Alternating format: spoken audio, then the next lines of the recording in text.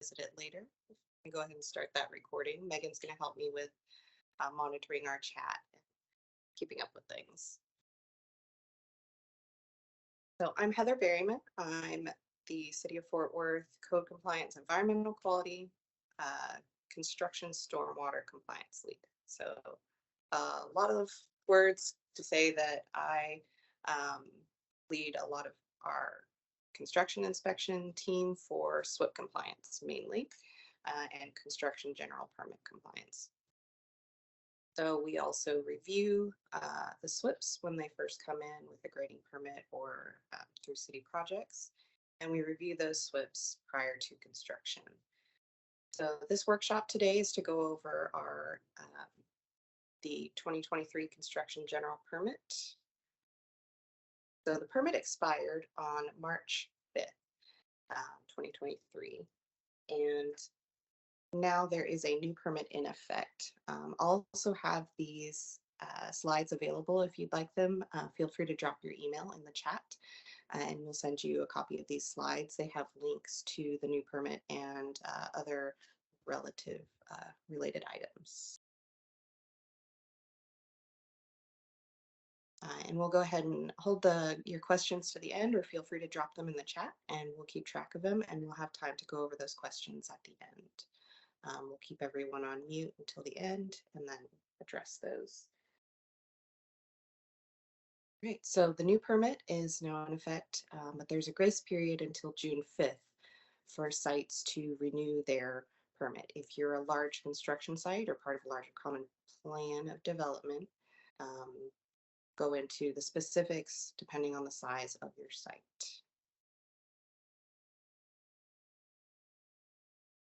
All right, so if you have a small site that's under 5 acres but over an acre in the amount of disturbance that you have on site, you don't need to submit to the state for your renewal. You just need to update your small construction site notice, which there is a new format for those now, so they look different than in the previous term of the permit. So make sure to update those notices and then send those to us at constructionstormwater@fortworthtexas.gov. You'll see this email address a lot. This is the main address for getting to our team that does the inspections and the SWIP compliance. And then you also need to post that new notice on the site. And those notices need to stay in place until final stabilization has been completed. Thank you. Yep, and then you need to add the new permit language, or you can include a link to the permit language in your SWIP. That is new with this new permit, is that you don't have to do all 55 something pages added into your SWIP. You can just have a link to the permit in your SWIP. So that might be helpful to keep the size of some of your SWIPs down if you do that. But that does need to be updated so that the new permit is in there.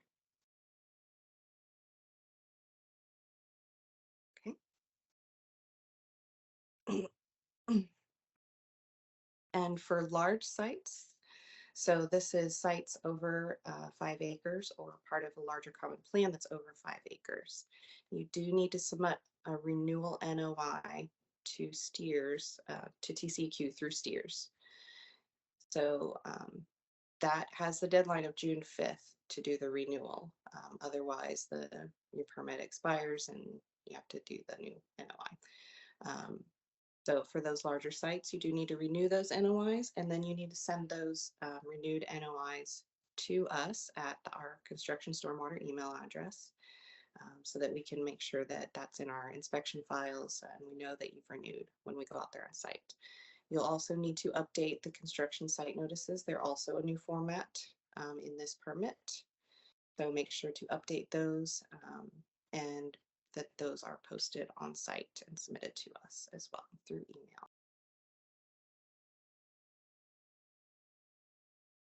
All right, so specific changes in this new permit. There is a fact sheet that I have a link here to that lists out those changes, but there was 70 plus some changes.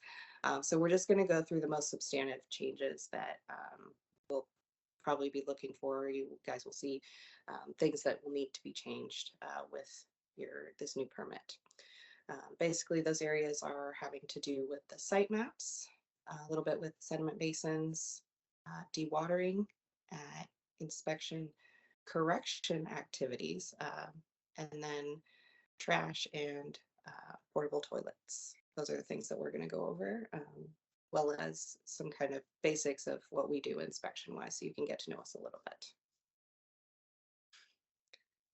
All right, so the changes with the site maps.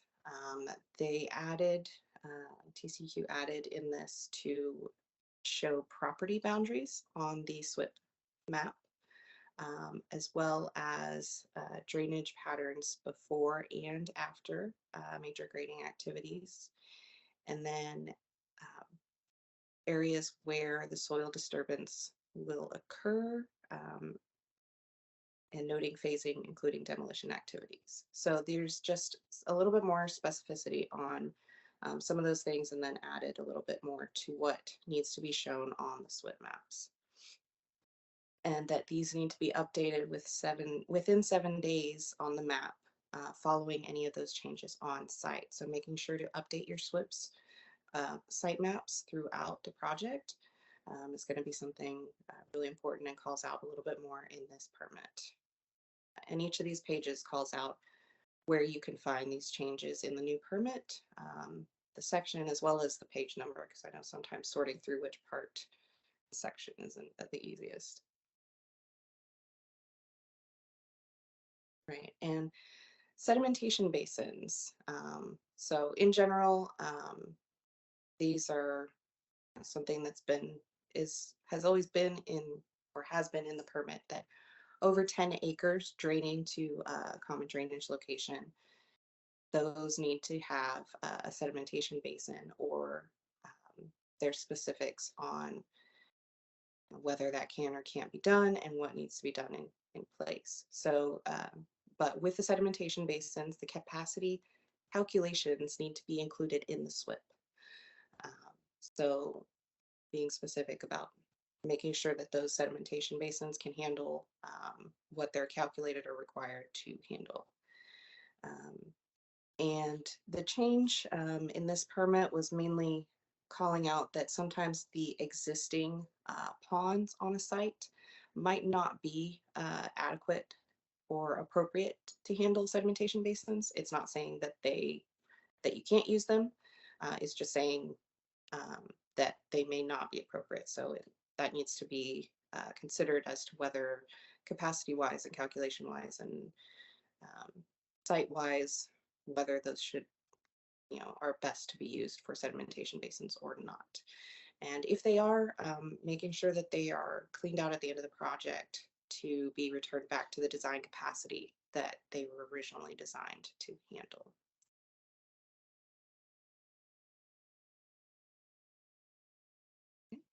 And a little bit more on sedimentation basins. If they're not feasible, those reasons must be documented in the SWIP, and equivalent controls need to be provided.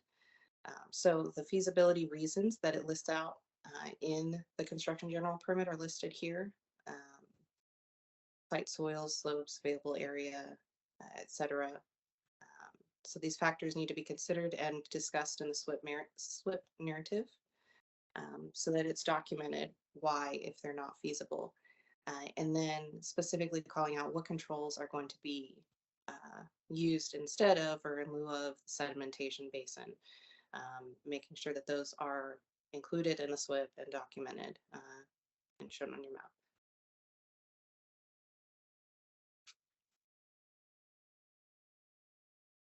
So another pretty substantive change is that there are now requirements for when the site is dewatering to have someone observe and evaluate those dewatering controls at least once per day and document those observations.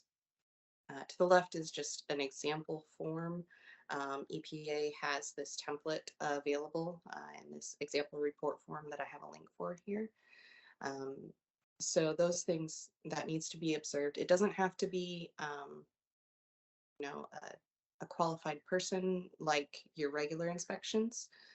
It just needs to be personnel on site and document in these ways, making sure that dewatering is done in a way to not be discharging a large amount of sediment to kind of minimize the pollutants discharged with dewatering, the removal of water from excavations and things like that. So there are specifics that they changed and additional documentation now required in this permit. And this documentation needs to be kept in the SWIP that is available for review by our inspectors, the sites. Okay. And this other change with the regular inspections that are done on your sites, it is required to document what corrections are made based on inspection non-compliance or issues found during the inspection. Um, so the inspection needs to indicate the non-compliance and then corrections made on the site. And then you need to document the date that the correction was made. And if anything needs to be changed within the SWIP, the SWIP needs to be revised and changed within 7 days of the changes that are made on the site. Revise the SWIP map and any other documentation that you need there. And EPA does have a template for the inspection report and a correction log. TCQ, I know, has had some templates, but I know they're updating a lot of those right now, so some have been taken off. So I've included links to the EPA templates for those documenting if you need them.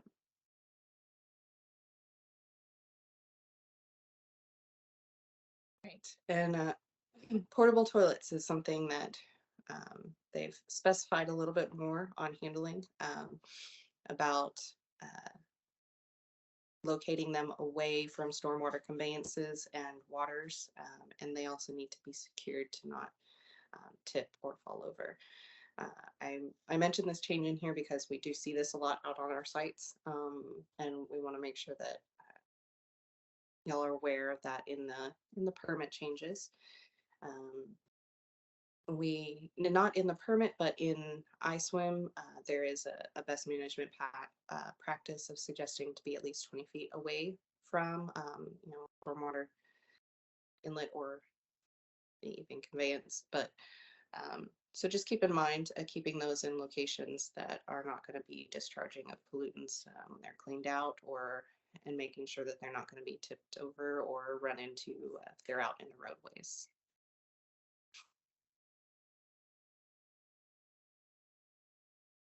All right, and trash. This is a big one in the city of Fort Worth right now, especially really have a lot of trash initiatives. But in the permit, the changes are to be a little bit more specific on containing that the trash on site, providing containment, and then having lids and covers for the containment. So those and anything that does leave those containers needing to be picked up immediately if it leaves the container. So we see that a lot on a lot more to talk about that. I was going to read a little bit of the language. Let me pull that up real quick.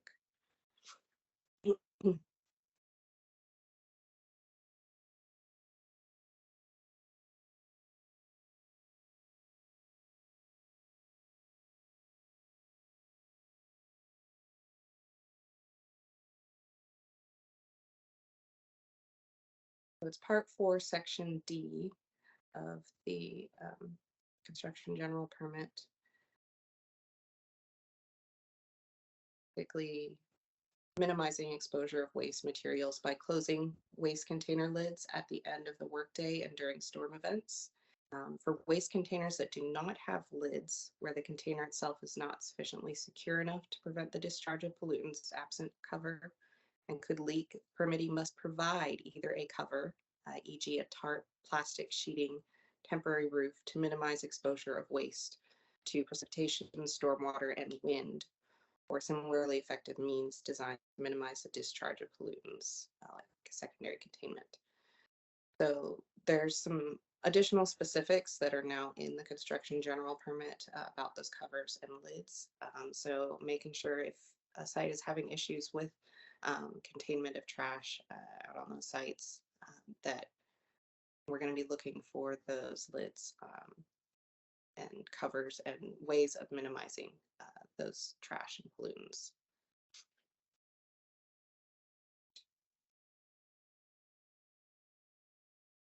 So those are the main changes that I was going to go over. Um, they did change a little bit where the information about stabilization is found, and I wanted to go over this a little bit to make sure that everyone is aware of these parts of the construction general permit. Um, that if an area of a site is not worked for 14 days or more, temporary stabilization needs to be initiated. And it states initiated immediately for that, as well as for when grading is completed. Permanent stabilization also needs to be initiated immediately. And there is a definition for immediately, which states no later than the end of the next workday following the day when the earth disturbing activities have temporarily or permanently ceased. So when we're out on sites and we notice there's areas that haven't been worked or they may be at final grade, we may note these, what's the stabilization plan, or that some area needs to be stabilized. And I'll go into our notices next, but we give you a time frame to address these, and these are some areas where we're seeing a lot of discharges, are areas that haven't been stabilized but have been required by the permit to be stabilized or initiate the stabilization. So these are areas that we need to have some work on, and wanted to make sure that everyone's aware of where those are located in the construction general permit now that they have been moved to a Part 4 Section B.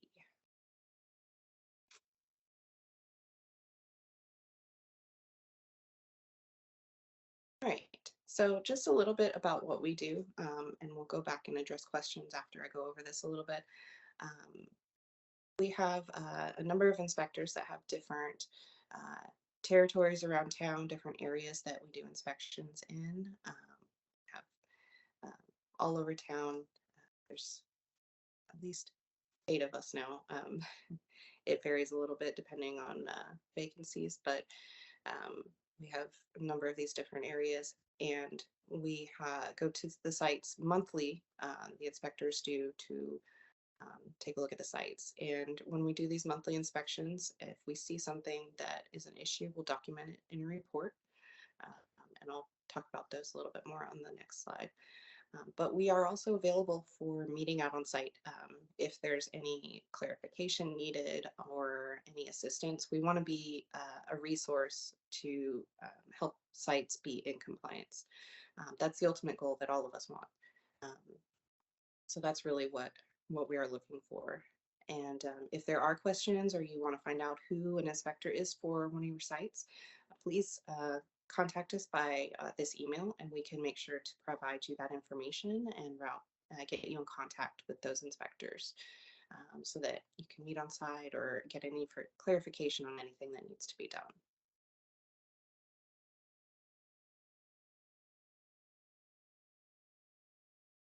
All right, so a little bit, looks like there might be a little bit of a lag in the slides. There we go.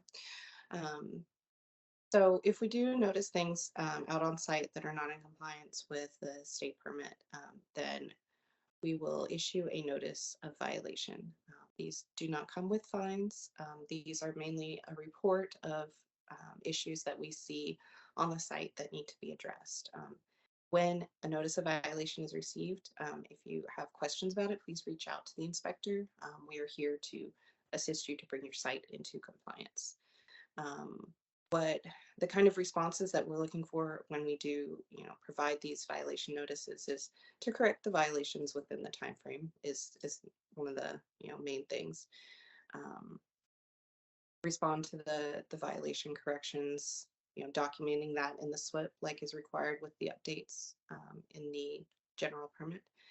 And if you have issues meeting a time frame that is set out by an inspector, then reach out to the inspector, let them know that, and let them know if there's a different timeline. Say, I can't do it, within this week, but I can get it done within 2 weeks. These are the items that we're going to be looking at, putting that in documentation so that we can have that um, in our files going forward, and showing that you are working towards compliance is really what we're looking for.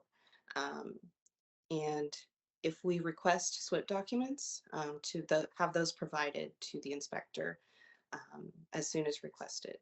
The construction general permit does specify, if they're requested, they need to be provided, generally within 24 hours. We are pretty flexible on getting those, but if they're requested, we do need those to be provided for us to review. We require that inspectors look at the SWIP documentation at least once every year for each of the sites that are out active in construction. We look at them in the initial phase, at the beginning of projects, but then we also look to make sure that the inspections are being done, and corrections are going to be logged, and that all the operators are up to date and things like that, because we want to make sure the correct people are being contacted if there's some issues that we find with sites.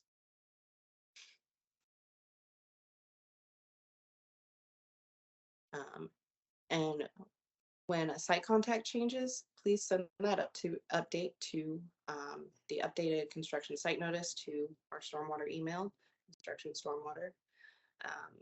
If we do have to issue citations, those are issued when violations are not being addressed, especially if they're continually getting violations and there's not any corrections that we see or adjustments to the SWIP to make those not be repeated violations.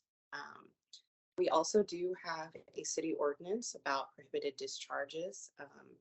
So when, stormwater not completely made or of water, basically, if there's pollutants in the stormwater that is a threat to our MS4 waterways, those can be immediate citations if the site is not in compliance with the state permit. So if there's violations there, there also could be if the controls are not maintained and things like that, and then sediment or some kind of pollutant is discharged into our stormwater conveyances, which is our MS4, then a citation can be written immediately for those. There may not be a notice for that because those are priority illicit discharge violations, prohibited discharges. So please be aware of that. We try to work with site operators to bring sites into compliance, but I also want to lay this out there that there are enforcements that we have to do if the compliance and working together on those things, if it's not working out, then this is what we have to escalate to. And working without a permit, or if a permit coverage has expired, like after June 5th, a site has not renewed, then a site is then in violation. There is basically doing the work without a permit. And those are also priority violations that could be cited. We know there's grace period right now, and we're going to be working with sites. You'll let us know if there's issues getting those renewals. And, we want to work with sites as much as possible. But also, if a site is terminated, a notice of termination is submitted, but a site has not met final stabilization, these are also priority violations that we look at, as could be a citationable offense. So, and in the rare cases that those things are not addressed after citations are issued, then stop work orders or detective warrants are also enforcement. So It's not a fun slide. It's not one we like to show, but we also want to be completely transparent that if things are not addressed, these are things that we do have to resort to. So now on that fun note, thank y'all all for joining, and we can go ahead and take some questions. Do we have any, Megan, that we have in the chat that we want to address? We do have, it's like a two-part question. The question is, do you inspect water projects? I assume in water's capitalized, so I assume city water projects, or is that just TPW? And then the same question referring to their SWIP review. Right. Yes. So city projects, there is a method for submitting SWIPs that does include water projects. I know we are trying to streamline that process and get it really get that information out to everyone. I know we're working with Michael Owen to make the process really formalized for getting those SWIPs to us to review. But if you're a project manager or someone involved with a water project and you want to know whether we have the SWIP or not, feel free to send that to Construction Stormwater or send a question to us and we can get you the link to submit city project SWIPs to. So that is part. Did I answer both of those parts? Let me see. Do we do the inspections of the water projects as well? Right. We do inspect many of the city projects. It depends on whether we have SWIP or not. And then we would put them on our files and we would go, especially TPW does most of the inspections, but we work with them if there's assistance needed or contractors having issues with compliance. Definitely, we want to be out there to help and assist with that. And we do inspections as long as we have them on our radar. And yes, Alex, I would be glad to send this presentation to you. Thank you. We will do that. Yes, and the presentation we did record, so I'm sure you guys got the notification. That link should, as soon as we're done with the question section, I'll stop the recording and the link to the presentation should show up where everyone has access and can view the recording. And then, like Heather said, she will send the slides.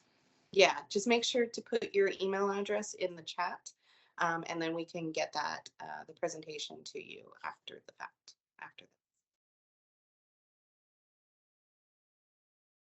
Okay. That's currently all the questions in the chat. So I don't know if anyone wants to unmute and ask you a question, but currently that's all in the chat.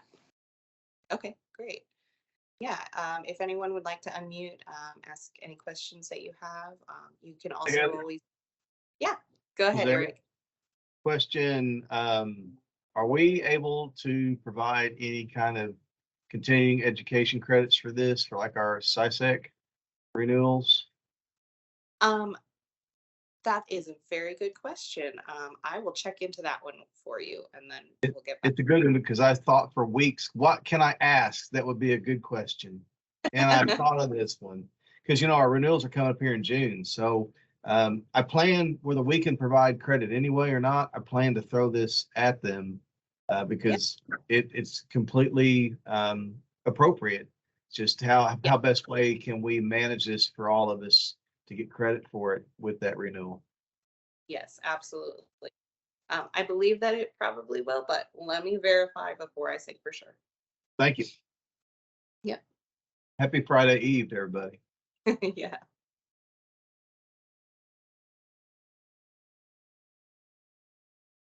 Okay, any additional questions?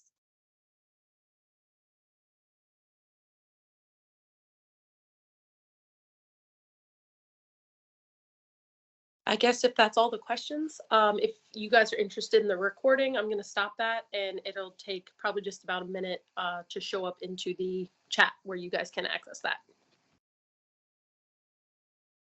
All right, great. Oh yeah,